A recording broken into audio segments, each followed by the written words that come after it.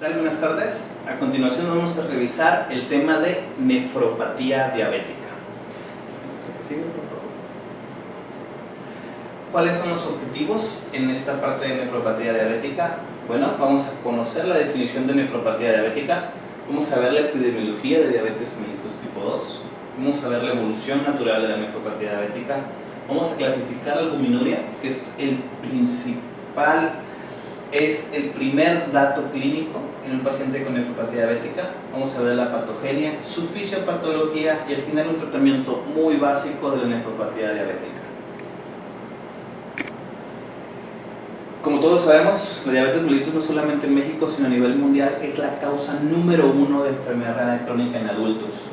En Estados Unidos, más del 40% de los pacientes sin insuficiencia renal son diabéticos y más del 80% tienen diabetes mellitus tipo 2, con un costo aproximado de todos estos pacientes de $9 billones. La mortalidad es altísima por el simple hecho de que el de diabetes mal controlada, y esto los expone a un mayor riesgo cardiovascular. Como les comentaba, la primera manifestación de daño renal es la proteinuria, que esta a su vez produce más daño renal. Por lo tanto, hay que tener un cuidadoso control de la glicemia y de la hipertensión arterial con medicamentos antihipertensivos, lo cual alargará el momento de aparición de proteinuria. En la imagen vemos un glomérulo y arteriolas sin alteraciones, y en la segunda imagen vemos cómo aumenta de tamaño, se filtran proteínas y se van provocando daño. El 0.5% de la población de Estados Unidos y Europa tiene diabetes tipo 1. La prevalencia es mayor obviamente en países del norte, de escandinavos y menor en el sur de Europa y Japón. De estos pacientes van a desarrollar nefropatía diabética del 25 al 35% a los 20 años de que apareció la diabetes. Palabra clave, de que apareció, porque el paciente lo diagnosticamos y probablemente ya tenía 4 o 5 años siendo diabético y sin tratamiento. La diabetes tipo 2 tiene una prevalencia 9 veces mayor que la tipo 1, y un estudio de diabetes tipo 2 en el este de Europa y en Indios Prima de Arizona demuestra una progresión de la nefropatía parecida a la diabetes tipo 1, es decir, la progresión es muy similar. La enfermedad renal crónica en las fases finales es más frecuente en pacientes de raza negra. El control de la glucosa, la hipertensión y todos los factores genéticos o de riesgo dentro de un paciente son importantes factores determinantes en la aparición de esta nefropatía diabética.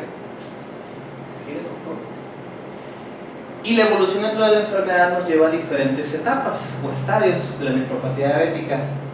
En el estadio 1 o en la primera etapa de nefropatía diabética, vemos que en el diagnóstico hay una hipertrofia renal o una hiperfunción del riñón o hiperfiltración glomerular. En este estadio no hay un acuerdo de si ya hay riesgo o no de nefropatía diabética, porque solamente el riñón tiene una hiperfiltración glomerular. Los resultados en algunos sugieren lo que les comento, hiperfiltración, y hay factores genéticos que predisponen o protegen a la aparición de nefropatía, pero que solamente serán en el futuro identificados en este periodo. Estadio 1, hiperfiltración glomerular. Sigue, por favor. En el estadio 2, aquí ya no solamente no es una función de hiperfiltración, aquí ya hay daño renal que se detecta en pacientes con excreción anormal de albúmina y sin hipertensión. Es por ello que es importante la toma de presión arterial con un monitoreo diario y indicaría una alteración nocturna de la misma, y sería un indicador temprano de nefropatía que precede a albuminuria. Etapa 2, presencia de daño renal, monitoreo de presión arterial y microalbuminuria. En la etapa 3, la microalbuminuria define este estadio, es decir, ya está presente, ya no es incipiente. Típicamente aparece a los 5 años después del diagnóstico. Si el paciente lo diagnosticaron y había tenido previamente diabetes no tratada, ya son aproximadamente de 10 a 11 años de diabético. puede presentarse antes del diagnóstico, principalmente en la adolescencia, en pacientes tipo 1 y en pacientes con un pobre control de glucosa y de hipertensión. Comparado con pacientes con normoalbuminuria, los pacientes que tienen microalbuminuria o macroalbuminuria tienen un riesgo de 300 a 400% más de progresión de esta proteinuria y en consecuencia de enfermedad renal crónica terminal. Ciertos estudios sostienen que de 20 a 45% de aquellas personas con diabetes mellitus tipo 1 y con microalbuminuria progresan a proteinuria de 10 años, después de 10 años, y 20 a 25% regresan a la albuminuria y el resto mantiene microalbuminuria, condicionando un daño constante y progresión de la enfermedad. Sigue, por favor. En el mismo estadio 3, el daño renal es más severo. Los pacientes tienden a estar hipertensos, aumentan los niveles de colesterol, triglicéridos, fibrinógeno, factor de pompa lingual, y la proteinuria es detectada en la mayoría de los pacientes. Clínicamente, cuando van al baño a orinar, hay espuma, y les pongo un ejemplo muy claro. Es como cuando sirven un vaso de cerveza y la espuma sube, así se ve la espuma y se mantiene. En estos pacientes ya hay retinopatía, puede haber amputación de miembros pélvicos, hay un alto riesgo de enfermedad coronaria y algunos ya se infartaron. Recordar que a todos aquellos pacientes que tienen retinopatía diabética, el 80% de estos pacientes con retinopatía diabética ya tienen nefropatía diabética aún no diagnosticada. El filtrado glomerular es usualmente normal o ya viene disminuyendo. En el estadio 4 ocurre entre los 10 y 20 años posteriores al diagnóstico. El paciente ya tiene de 15 a 25 años con diabetes. Estos pacientes ya tienen proteinurias e hipertensión en 3/4 partes de estos casos. El filtrado glomerular ya está disminuido, hay dislipidemia, ya hay retinopatía y por consiguiente también ya hay nefropatía. El riesgo de lesión isquémica y cardiovascular es inminente y totalmente asintomático. Sin tratamiento, el filtrado glomerular va a disminuir 1.2 mililitros minuto por mes en pacientes con proteinurias y diabetes tipo 1 o diabetes tipo 2 sin control glucémico o de hipertensión. La etapa 5 ocurre entre 5 a 15 años después, pero de que apareció la proteinuria. Y esto es prácticamente ya una enfermedad renal crónica terminal y hay que ir pensando qué terapia de reemplazo renal es la más adecuada para el paciente. La que sigue, por favor. En la diabetes tipo 2, la microalbuminuria, ¿qué es lo que va a reflejar?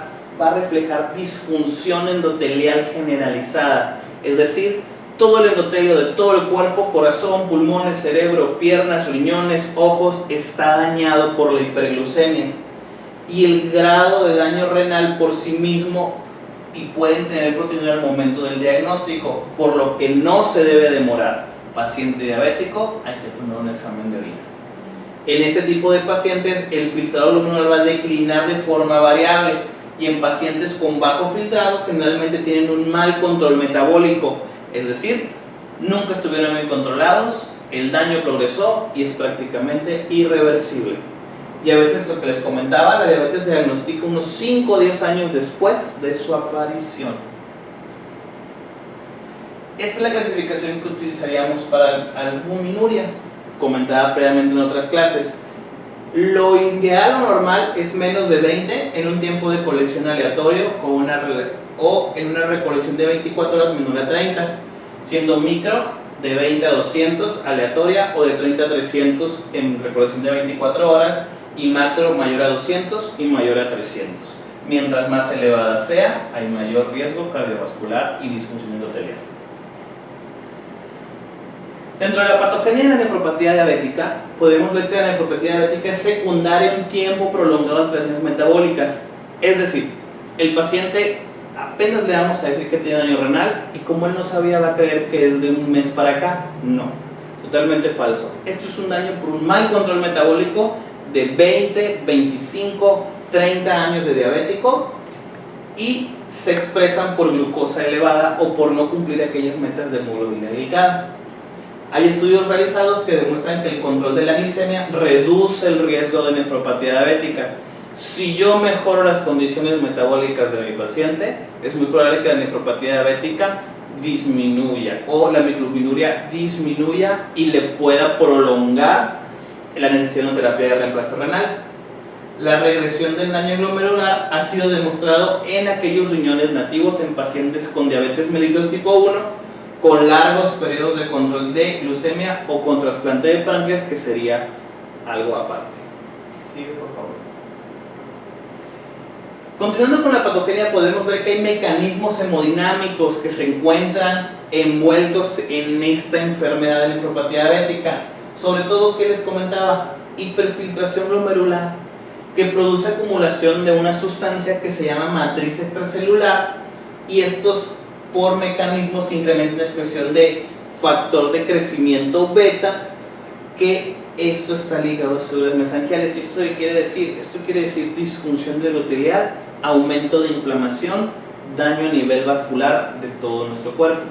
Sigue, por favor.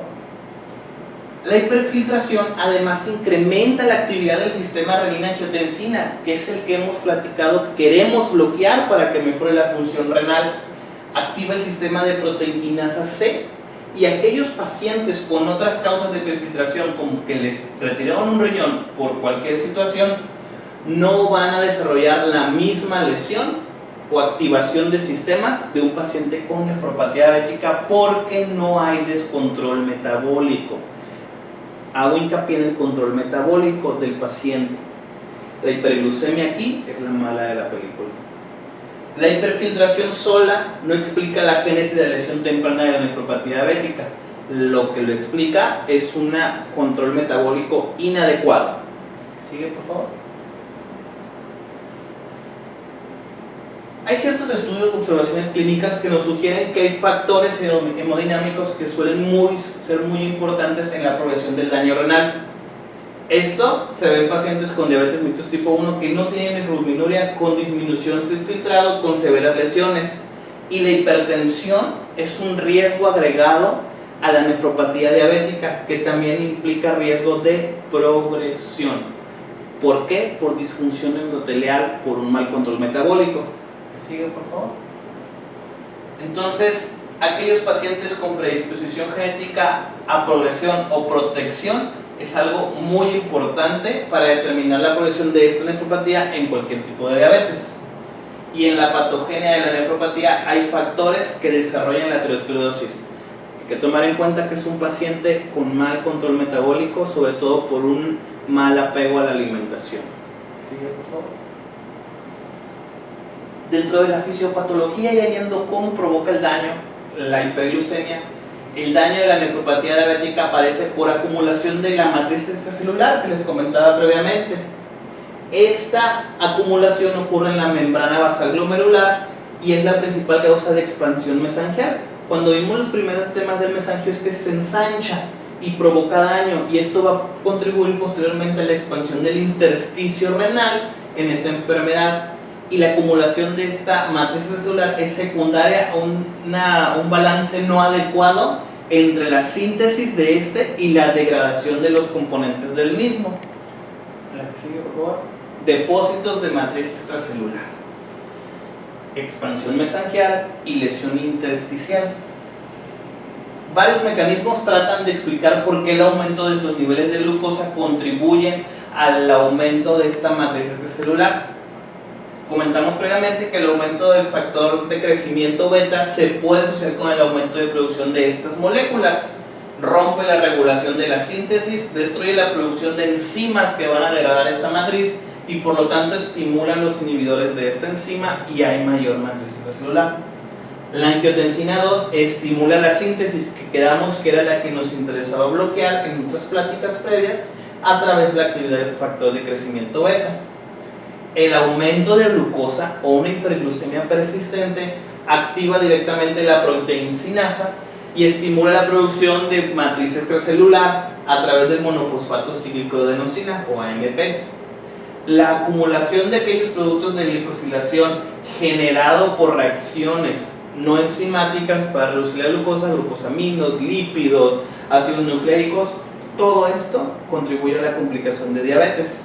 que serían mecanismos de por qué se acumula esta matriz extracelular. Aquí sigue, por favor. El aumento de otros productos que se conocen como productos avanzados de la glicosilación pueden estimular síntesis de varios factores de crecimiento, incluidos factores de crecimiento 1, parecido a la insulina, y factores de crecimiento beta. La unión de estos productos avanzados de glicosilación con sus receptores en la superficie celular induce aumento del estrés oxidativo. Como su nombre lo dice, el estrés oxidativo produce daño a nivel vascular persistente, caracterizado por aumento del factor nuclear, Kb. Y estos productos avanzados de glicosilación pueden influir en la dinámica de matriz extracelular y producir cambios en moléculas que les hacen menos degradables. Persiste la matriz extracelular por ellos. La que sigue, por favor.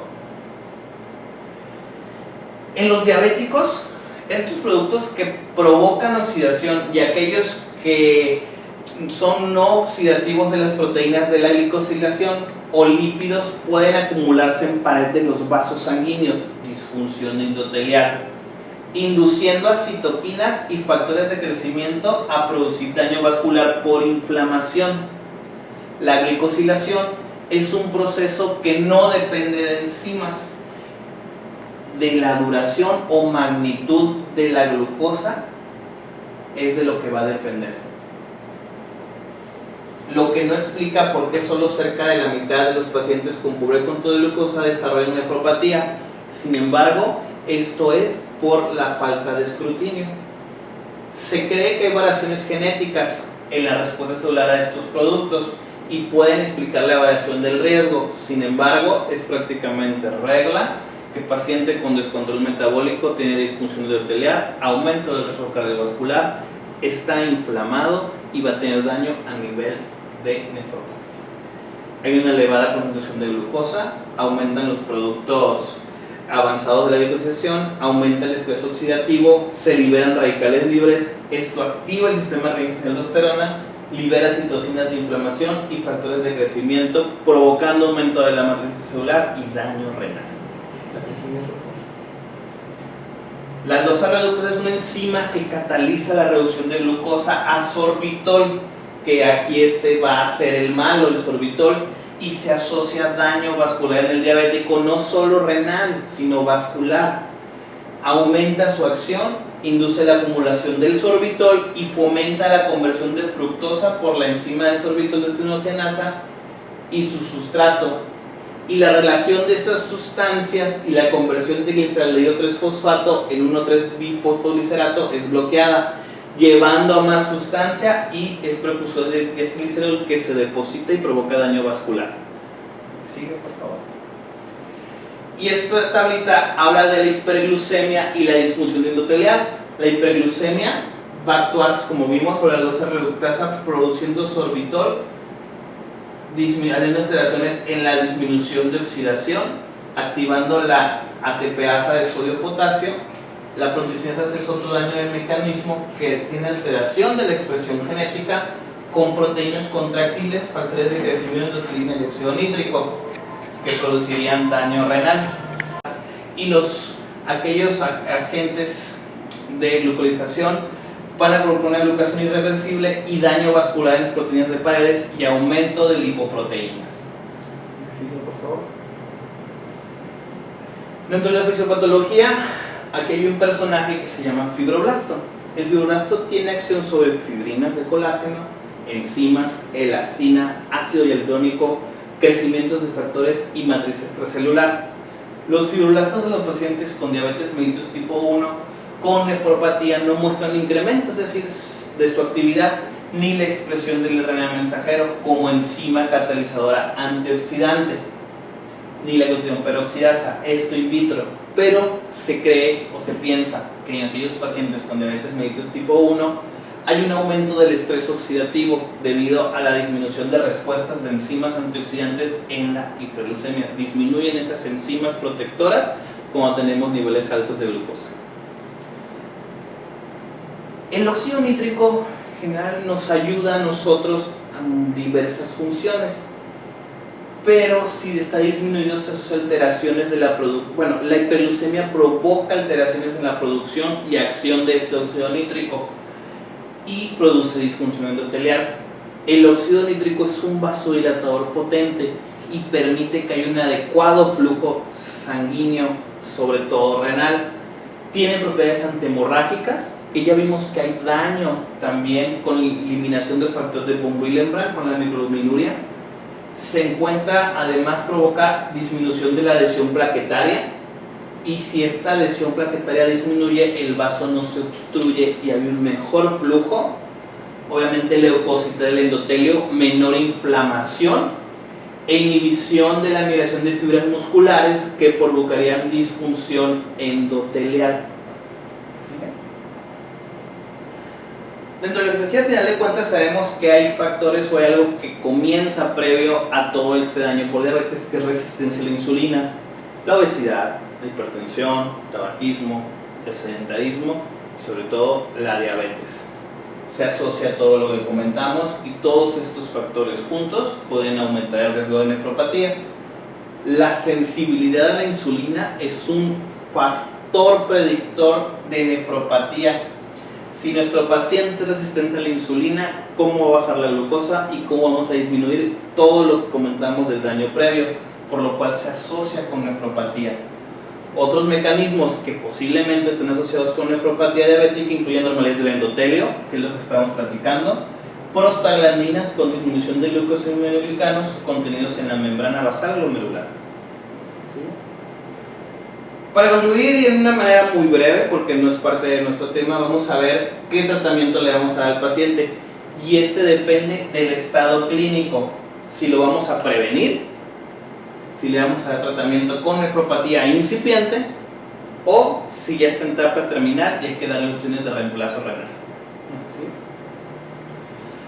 Si estamos en etapa de prevención, pues vamos a buscar las metas que hemos platicado antes: un control de glucosa, ajustar dosis de insulina, mantener hemoglobinas glicadas menores o iguales a 7, usar medicamentos que bloqueen el sistema renina-angiotensina, incluso los dos juntos potencializan su acción, pero hay un alto riesgo de deterioro de la función renal. Es por ello que en ocasiones prefieren no utilizarlo. Modificar estilos de vida, tabaquismo, ejercicio y dieta, y sobre todo el control de lípidos. Si nuestro paciente ya tiene nefropatía incipiente, para evitar que el daño progrese y llegue a una etapa terminal, controles de glucosa, controles de presión, control de lípidos, y quedamos en restricción de proteínas en la alimentación. Y por último, cuando ya no pudimos hacer nada y el paciente nunca lo alcanzamos o ya estaba totalmente descontrolado, hay que iniciar terapia de reemplazo renal, sea diálisis, hemodiálisis u ofrecerle un trasplante renal. Pues por el momento sería todo, quedamos a sus órdenes, que tengan un buen día.